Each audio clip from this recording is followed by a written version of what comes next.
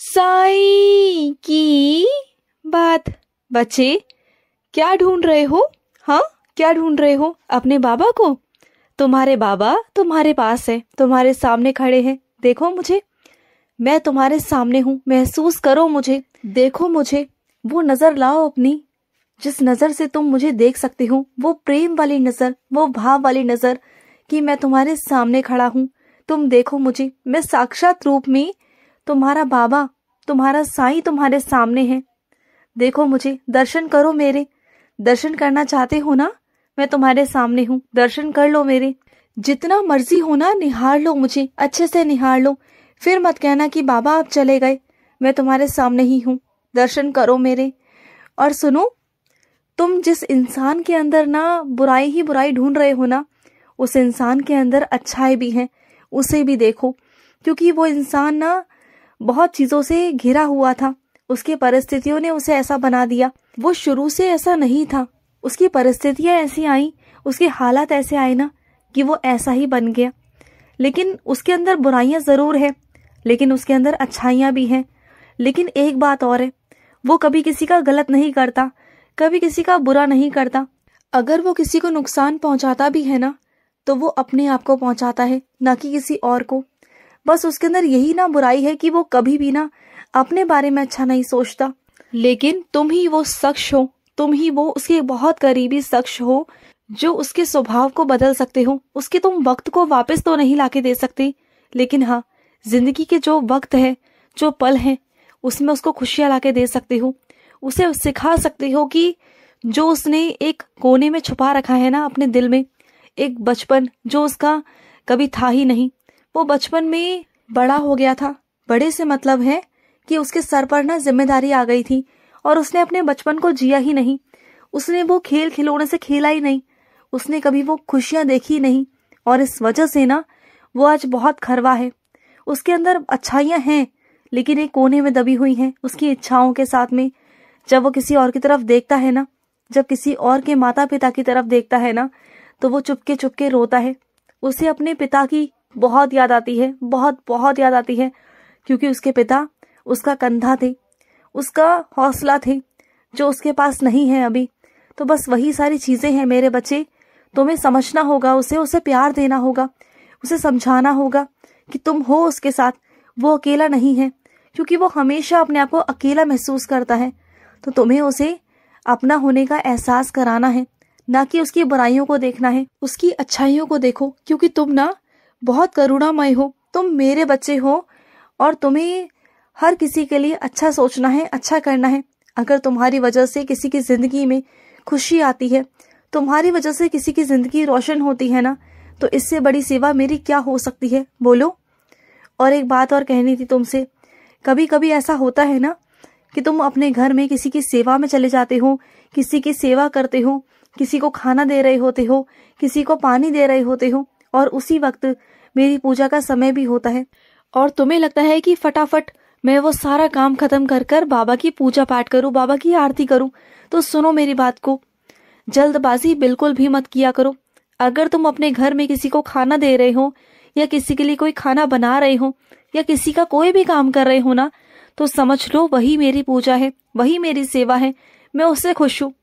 तुम मुझे खुश करना चाहते हो ना पूजा कर कर, तो मैं वैसे खुश हूं ना मेरे बच्चे। मुझे नहीं चाहिए कि तुम मेरे पास आकर बैठो, मेरी आरती करो, मेरा नाम जाप करो और तुम्हारे घर वाले तुम्हारी गैर मौजूदगी में ना परेशान होते रहें। तो देखो, ये सब चीजें मुझे अच्छी नहीं लगती मेरे बच्चे। अगर मेरी नजरों से देखोगे ना, तो वही मेरे लिए सेवा है, वही मेरी पूजा है। अगर तुम किसी का पेट भर रहे हो ना, तो वही मेरी पूजा है। अगर तुम किसी प्यासे को पानी पिला रहे हो ना, तो वही मेरी पूजा है। सब वही मेरी पूजा है मेरे बच्चे। तो ये मन में मत लाया करो कि बाबा की पूजा रह गई। बाबा की पूजा कभी नहीं रहती। तो बस सेवा करते चलो, बाबा की पूजा है। बाबा की पूजा का दूसरा नाम ही सेवा है मेरे बच्चे। चाहे सेवा कर लो या पूजा कर लो, बात बराबर है।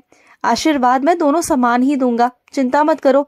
तुम्हारे बाबा तुमसे कभी रूठते नहीं, बल्कि तुमसे बहुत बहुत प्यार करता हूँ मैं, बहुत प्यार। और सुनो, आज कोई मिला था तुम्हें, याद करो कौन मिला था तुम्हें, याद करो। आज कोई आया था तुम्हारे पास कुछ खाने को मांगने, वो मैं था, तुम्हारा बाबा था।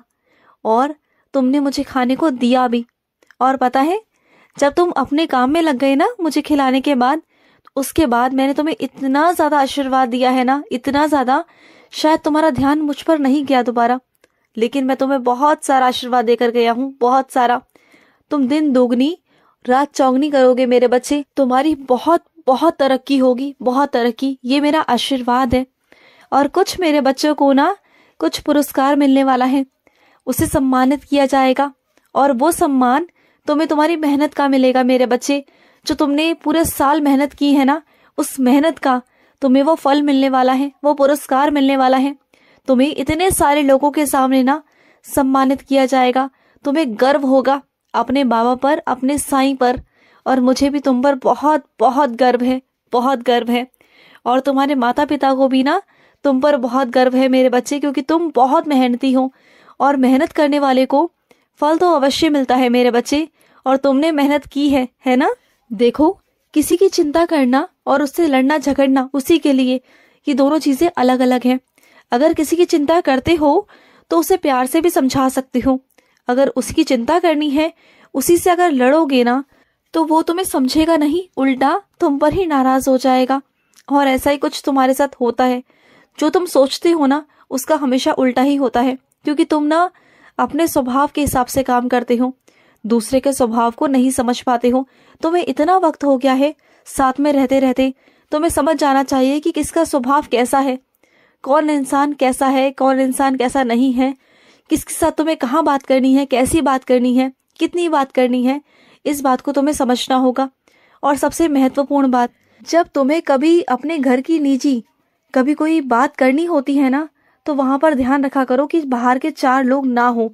इससे पता है क्या होता है, जिससे तुम बात कह रहे होते हो ना, चाहे गुस्से में चाहे कैसे भी, सामने वाले को अपनी बेइज्जती महसूस होती है बाहर वालों के सामने।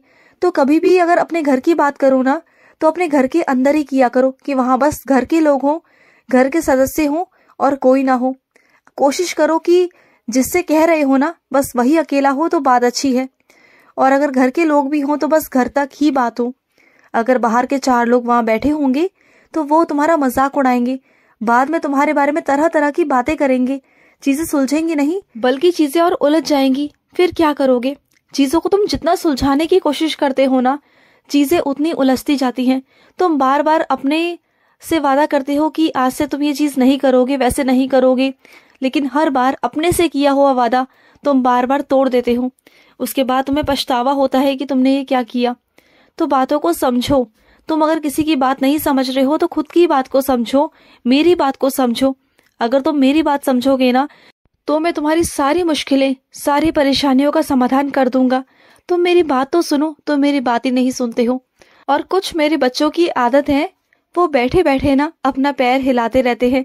उन्हें बहुत ये गंदी वाली आदत है, और कितनी बार कितने लोग उन्हें टोक चुके हैं कि बैठते समय पैर मत हिलाया करो। तो मत हिलाया करो ना मेरे बच्चे। जब तुम्हें इसके पीछे का कारण नहीं पता तो मत किया करो। कुछ चीजें ना बड़े मना करते हैं तो मान जाया करो।